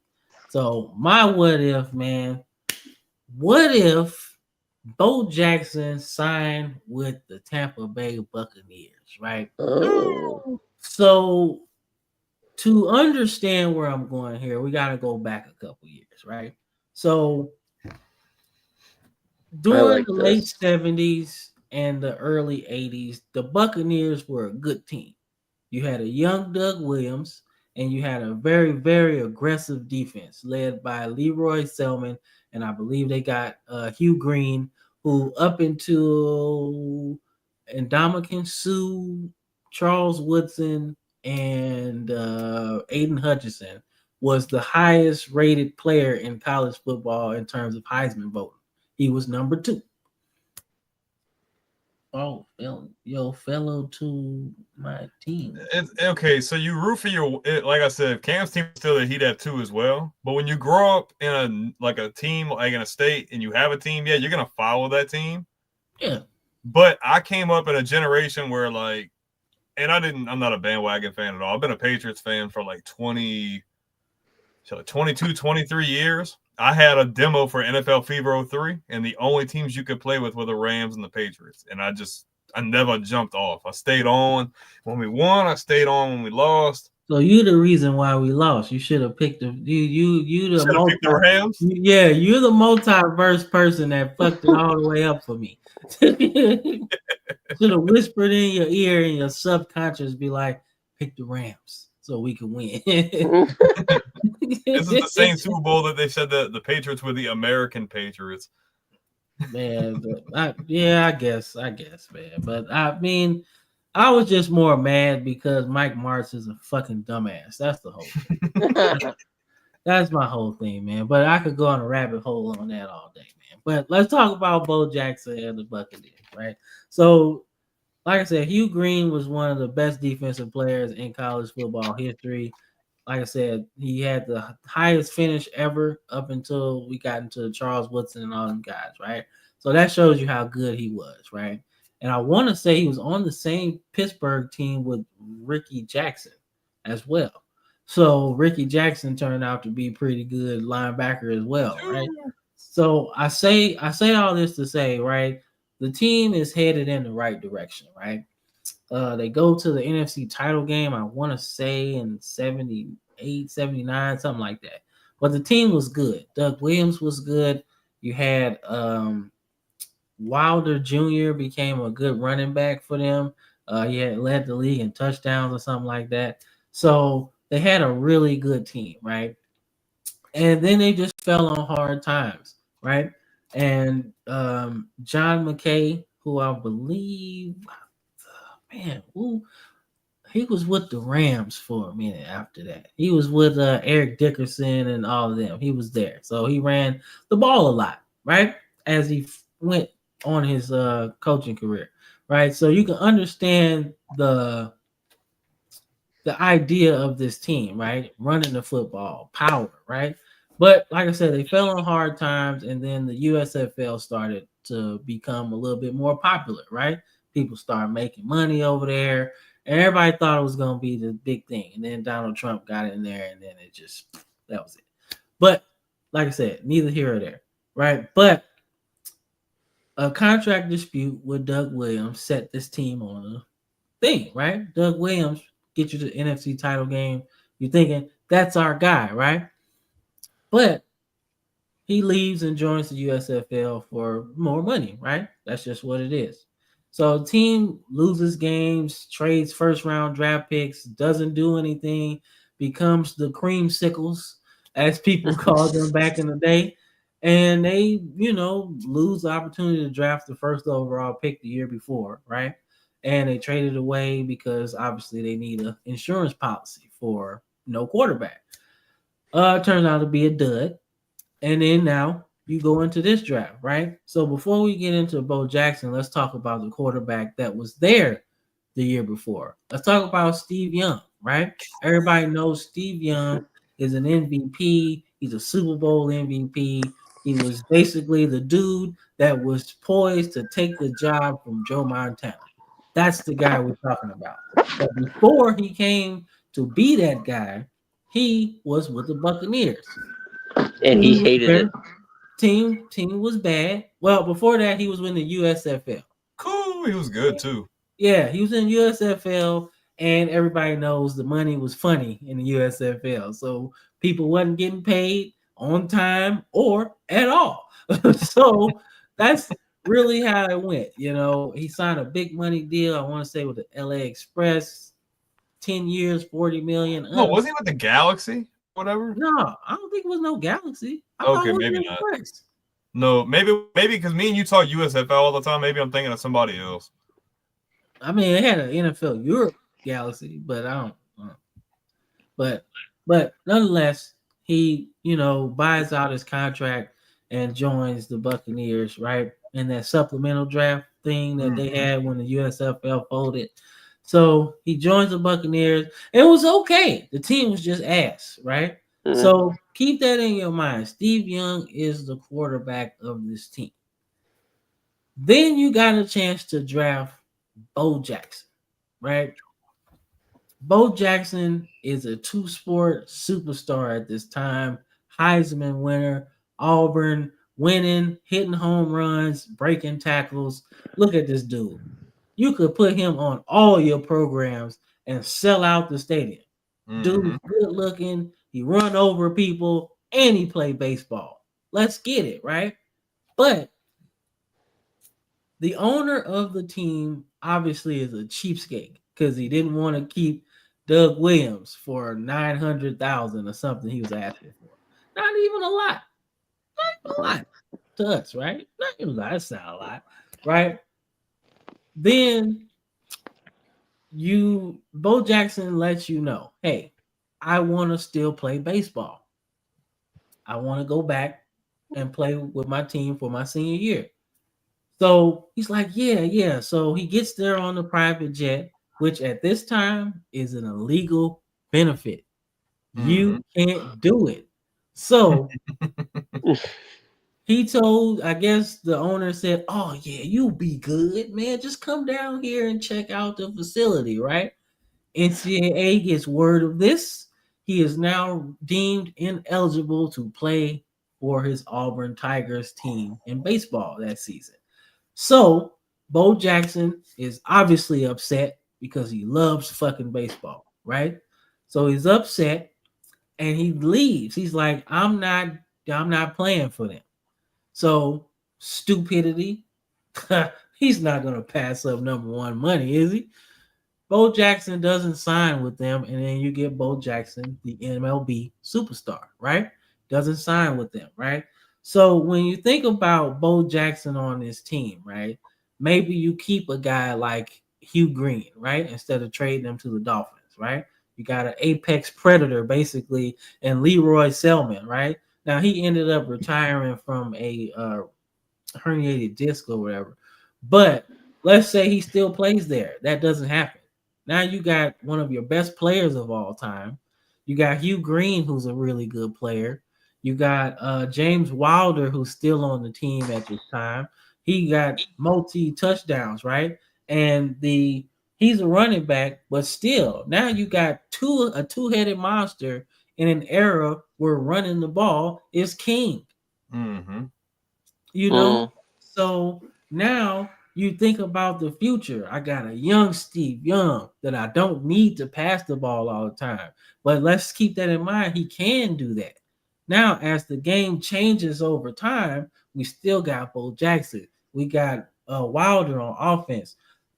Hugh Green, all those guys might have started to slow down a little bit, but we still get impact years out of them. At least 2, 3, maybe 4. Right, you might get 2 or 3 out of Leroy Selman because he was like their first pick ever, but you got some cornerstone pieces in place as you move into the late 80s and early 90s, right? So before we even get to the Trent Dilfer era of fucking Bucks, we still got Steve Young. We don't even need that. Now we just add some receivers, we got some offensive line, we do this, that, and everything. So this whole thing turns out to be a disaster for the Bucks, man. You don't hear about the Buccaneers being good at anything until they start, I guess, until Culverson sells the team. Until they start drafting Sapp and Brooks and all those guys. Lynch, Derek Brooks, Yep. or Dunn, like guys like that. Once you start changing the team around, right? Tony Dungy becomes the coach and everything. So that's my whole thing. So I think if they draft Bo Jackson and he signs with them, I think they go into a golden era of football and they become really good. Because I'm thinking if you have Steve Young and you have a two-headed monster like that, will give you about 1,500 yards a piece, maybe 25 touchdowns a piece, right? Not a piece, but at least 25 total touchdowns, right? You could really take over the team because now you can win games late because your defense is good, and I got two bulldozers at running back, man. So if y'all don't know who James Wilder is, man, look him up. Dude, nice, right? So that's my thing. I think that team turns out to be really good, and they don't even get to the point where they have to wait until the 2000s to get a Super Bowl. I think they can at least get one or two because who's stopping that backfield, in my opinion? And don't forget, Steve Young can run too now.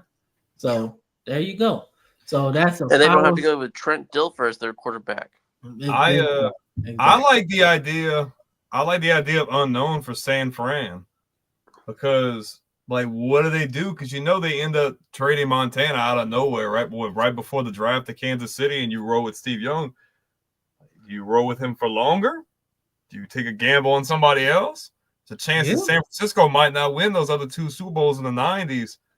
Say if they just gamble and they end up trading him anyway, like, who's their insurance policy? Does Tampa Bay make runs in the playoffs? Can they make a run to a Super Bowl? And the way the divisions, everything is set up, things were still a lot different back then compared to what they are now. I mean, that could be and having a guy like Young that can scoot and run while still being able to throw the ball and having a really solid running game like they could have, Tampa Bay's a dangerous team. I'm just thinking about what Bo Jackson and James Wilder. I'm saying when you have the ability to run the ball like that, like goddamn, because like I said, in the 80s, bro, running backs were king, man. Mm-hmm. Like you guys they had Bo Jackson, Earl Campbell, like I'm saying, Earl Campbell, that's my dog. Bo Jackson, man. Eric Dickerson was 83. So I mean, like you had studs in the backfield back then. So I mean, like to have two guys that are like workhorses, man. We could pass 30% of the time, bro. I'm good. Like, yo, like 2,000 yards coming from two running backs, man. And then if John McKay, who became, I think, is it John McKay or John, one of them? John McKay, yeah. Yeah, if it's John McKay, who is more of a run first guy, if he stays there longer, right, and they're not as bad, imagine what he can do with those two running backs. Because he already fed Eric Dickerson to the point where he got to the record for single yards in a season. So imagine giving him Bo Jackson and James Wilder, bro. I'm just thinking that shit'll be wild. So but that's my what if. I think their team becomes really good, man. But then Birchwood says, Hugh Culverson was pretty bad, bro. He was cheap as fuck. I mean, he was cheap, bro. Like, we talking about 100,000, right, between us three guys, right? It's a lot for us, right? But in terms of like a billionaire, like what's 100,000 for your starting quarterback? He just got you to the title game. You better pay him and stop being cheap. And then Doug Williams turns around and wins a Super Bowl. Yeah. Turns around and wins a Super Bowl. Yeah, Doug Williams wins 2 Super Bowls, correct? Yeah? Because Joe Gibbs? No. He because they had Rippon after that. Yeah, because remember the best thing about Joe Gibbs is he won 3 Super Bowls with like 3 different quarterbacks. Yep. So yeah, I only And think Williams Doug ripping. Williams. Who was it? Williams ripping, and who's the other guy? Was that wasn't Theismann? Theismann. Theismann, yeah, before he jacked Yeah. his leg up. One of the most. Yeah. If you guys haven't seen it, one of the most gruesome injuries ever. I don't know if you got a weak stomach, don't watch it. But if you got a strong stomach, it's pretty wild. Yeah, but yeah, Birchwood, Dan Snyder was absolutely terrible. Oh my God. Like Jesus. You just throwing money at players that you don't even know can play. And they're finally gonna get a new stadium. Finally, dude, it was way overdue. Back in, and did you see the renderings though? It looks like the Washington D.C. like skyline. It's like everything looked like a Capitol building almost. It's fucking beautiful. Well, Like, dude, that stadium, they it's needed to get a new stadium like 15, 20 years ago. That stadium's just like how you said how the Rams were like way outdated. That Redskins stadium was really outdated, bro. Like just like how Soldier Field's really outdated. Like, don't remind me. Reggie Bush still suing the Rams because he slipped on that concrete. I'm like, bro, why y'all got concrete down here anyway? Like, move that shit out the way. But that's why they moved. You seen SoFi Stadium? That shit is gorgeous. They ain't built no SoFi Stadium in St. Louis. That's not happening. That's not happening. So I really hope y'all get in the team though. Shit, I'll take the Battlehawks, man. Let them be an expansion team. Fuck it. They sell out that motherfucking stadium. But see, the dumb shit with me was if you're gonna let the Rams go to LA, find a way to keep the Chargers in San Diego, bro. That does not work. The Chargers in LA just ain't it, Man, bro. San Diego Diego owner, man. Their owner was a fucking punk, man. But I'm saying though, but like they don't belong there. They don't. They don't at all, bro. But he was a punk, man, because they was like, well, we gonna go to LA and you can come with us and then you can just be our second tenant and it'll be cool. So you ain't gotta spend no money. And he like, well, that's cool because I don't want to pay the city of San Diego anyway.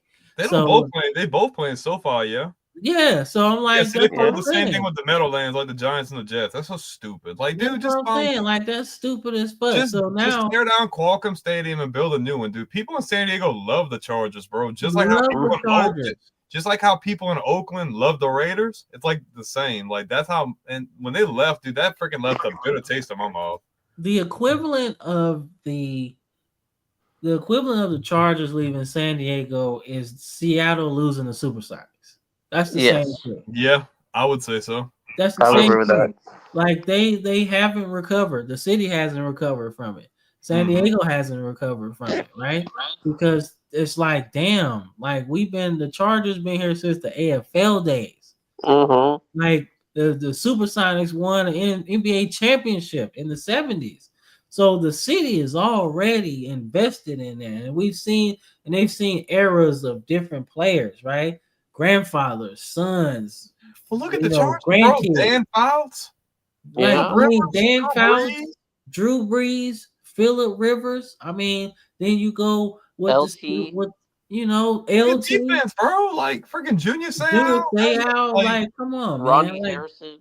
Rodney Harrison, exactly. Quentin Jammer. Yep, Quentin Jammer. Come on, man. So Antonio Cromartie.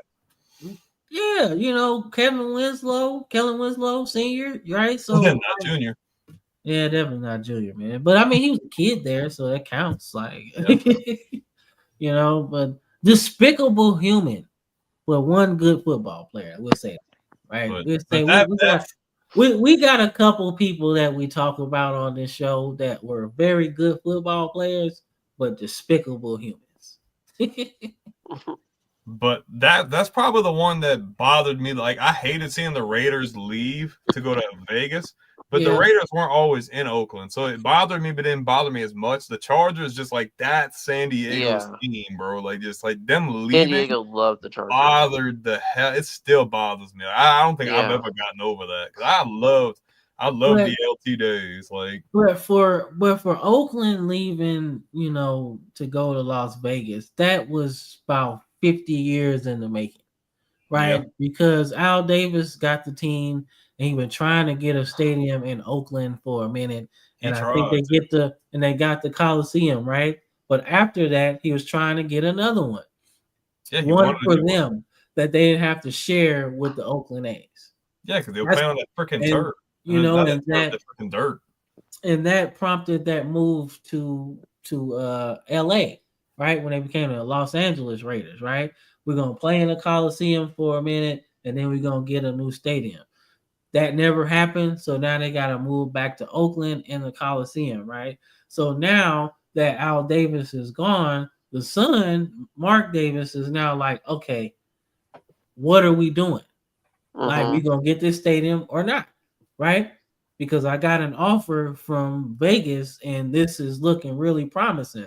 I got land picked out, I got all this stuff picked out, right? What y'all gonna do? And they just decided not to match the offer, and then that's why we got Las Vegas. But my thing is just it had been brewing for years. And I'm just glad that they got a stadium, you know. But I mean, if they were gonna move a team to LA, I would have said just if you're gonna move the Chargers or the Raiders, move the Raiders to LA. It just makes a bit more sense, in my opinion. I just don't see why you move the Chargers to LA because they're not the same brand as the Rams. Like it felt right for the Rams to go there. You know what I mean? It just felt forced for the Chargers to like be there. It just doesn't. It hasn't made sense to me since.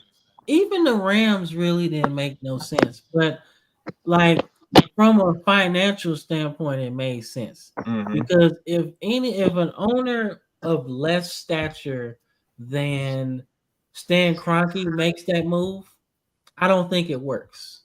I don't think they approve it because you have to come into that situation with some bread. And one thing about Stan Kroenke is Stan Kroenke he got some bread. He owned the Nuggets and the Avalanche. Two teams that have been in their respective championship games in the last 10 years. So they got some bread, right? So when you talk about, well, we don't need the city's money. I got my own. I'm gonna put this up myself. That's an easier thing. Well, yeah, than trying to freaking suit it the other way. Yeah, you know what I'm saying? Like, it just makes more sense, right? The owner's like, shit, we ain't got to put no money up to help you move. Shit, okay. We will prove that in a heartbeat. We good. I'm good. Think about Jerry Jones in that meeting. I ain't got to share no money. Shit, I'm good. Robert Kraft, your owner, I ain't got to share no money. Shit, I'm good. Yes, I'll vote yes on that. Who else? Who you like, Pitch Grid? What team you like in the NFL? I'm a Chiefs fan myself, personally. So that Lamar Hunt family, like, shit, okay, we ain't got to spend no money. Think of the Rooneys. They're like, nope. Shit, the Rooneys probably said, fuck no. Fuck all I'm not voting on shit. Hey, that's one thing about the Rooneys. They do things their way. Like when the NFL says let's go right, they go left. They don't. Yeah, hey, dude, like they don't. I mean, dude, that's crazy. But that's my whole thing, man. Like the Rams made no sense because it didn't work anyway when they was in LA the first time. Like they never succeeded over the Lakers. Never. They never will be bigger than the Lakers. They'll never be bigger than the Dodgers. And now since they got old sorry ass Rams. Yeah, now you got the what is that? You got the soccer team. Shit, the Galaxy might be bigger than them in terms of fan support. So LAFC I mean, at this point. but now it's like that the argument's gonna be null and void now because they won that Super Bowl. So it's like, hey, well, we won as soon as we came out here, yada yada yada. It's like, yeah, but their first Super Bowl ever was in St. Louis. So it's like I like those smaller markets. I like the smaller market getting a team like that. I like it. It's like when you have those. It's like when you have those. Okay, it's like when you move somewhere and you can either go shop at like the big corporate owned place, or you got the mom and pop, the locally owned place. I'm gonna want to go to the mom and pop locally owned place more times than not. So like with the Rams in St. Louis, I'm like, I like that. Now they were trash for a long time. I mean, you can after y'all won. I mean, I'm not gonna dig the dagger any deeper. I wanted them to be good. I'm like, man, hold up, man. We was pretty good at first. No, I'm saying like I wanted them to be good, but it's like, man, y'all just kept hitting every freaking stumbling block. So like when they started talking Yeah, about that, man. I'm like, dude, they're gonna Like, freaking dude, shaft we had them. a good ass defense, man. We had Robert Quinn. Yeah, y'all We got a had top 5 young running Chris back. Long. We had Michael Brockers in the middle. We had Yeah. Laurinaitis. We had Alec Ogletree on the outside. We had two safeties that was like 90s level violent, and McDonald and McLeod. Then we had Janoris Yeah. Jenkins as our number one corner, and you compare him with anybody on the other side, he was stopping people. Yeah, and y'all got a Like, top 5 running back. I and mean, no they had quarterback. a top 5 running back, but we No had nothing receivers. else. Y'all That's ain't have it. no. They all have no good receivers and have no None, quarterback. bro. And then we had Danny Amendola, right? He was our number one, and he was a pipsqueak. Oh man, He was I was absolutely killing. Then I we was had so Chris mad. Givens. Chris Givens for a stretch was like the best deep ball threat in the league. Like 20 plus yards a catch, bro. Like he was clowning dudes. Then we ship him to Baltimore and get nothing back. So that's my thing. I thought it was just a coup to leave anyway, because no way I'm paying Sam Bradford this much money and he tears ACL 2 years in a row Yeah. on nothing, on no contact injuries. I'm I feel thinking like he should have came out the year before, and I bet you he would have yes, avoided all that. He would have yes. avoided all that. And he I'm was. mad. I'm mad that we lost to Detroit and they got Matthew Stafford, and that's the only game we won that season. I remember watching that when it happened. I'm like, damn, well that freaking sucks. Like they're not getting him though. I was like, then we got some dude that didn't even last 3 years, bro. Like it seemed like we was chasing the ghost of Orlando Pace for like 15 years, bro. Like after we drafted Orlando Pace and he was like the left tackle for 15 years, and then he left, and that was it. Every left tackle we got after that was and hot then y'all garbage. drafted homeboy out of Thibodeau with like the second pick, and that went absolutely nowhere. Yeah, Greg Robinson, bro, he looks so good. Oh He my was big god, as he hell looks too, so bro. good. I remember when we played against him in high school, and I'm like, dude, that dude is big as hell. Like Oh my god, he was so good, man. At Auburn, he had them on the pulling guards and shit. He just dude, was he mowing was down every fucking he body. I was was like, yeah, oh we man. need that. And he couldn't do shit for us, man. He couldn't mow nothing. You couldn't pay him to do your line. He was so bad. Oh my god, he was so bad, dog. Not to mention Cam really likes Donnie Avery. Man, fuck no. Donnie Avery was horrible. Dude, I I can't have get mixed over feelings that about last Donnie time. Avery.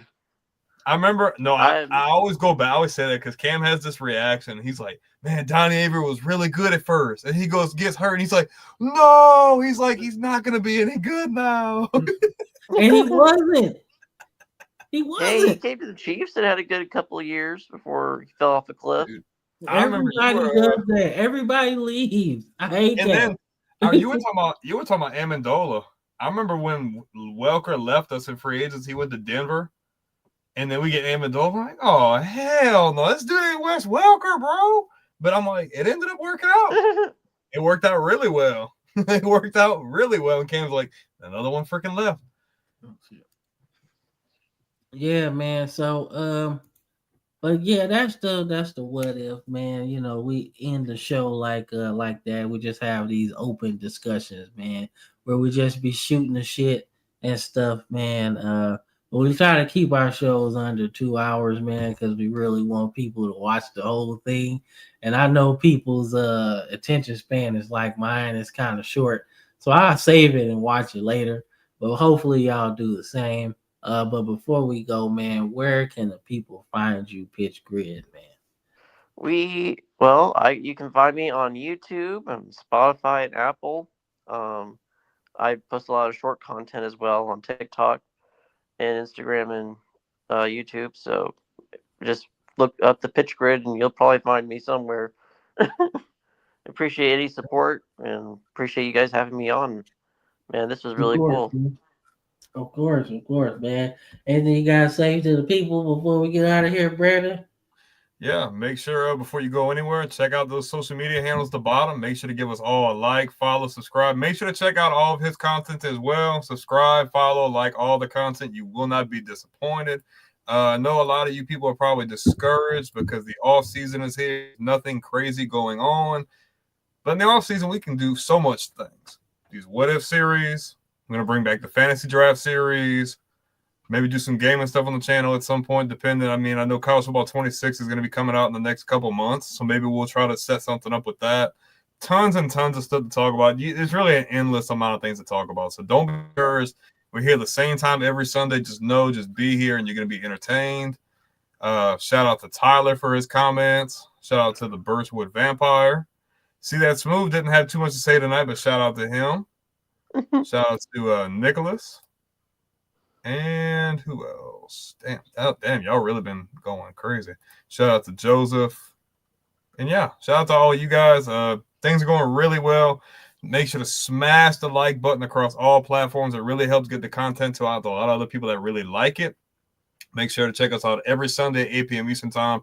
We do live game streamings. We do pack openings usually every Wednesday or so. So definitely check us out. All of our shorts. You won't be disappointed. Nah, man, couldn't have said it better myself, man. But like I said, 32,000 subscribers, man. We closing in on 33. So Let's keep go. watching.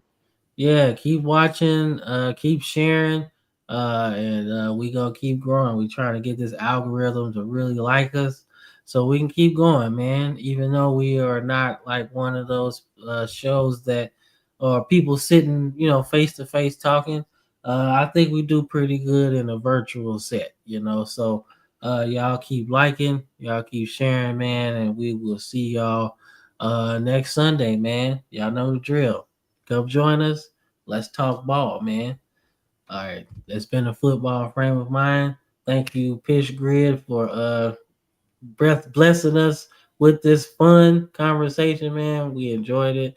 And Brandon, of course. Thanks for having me on. Of course, man.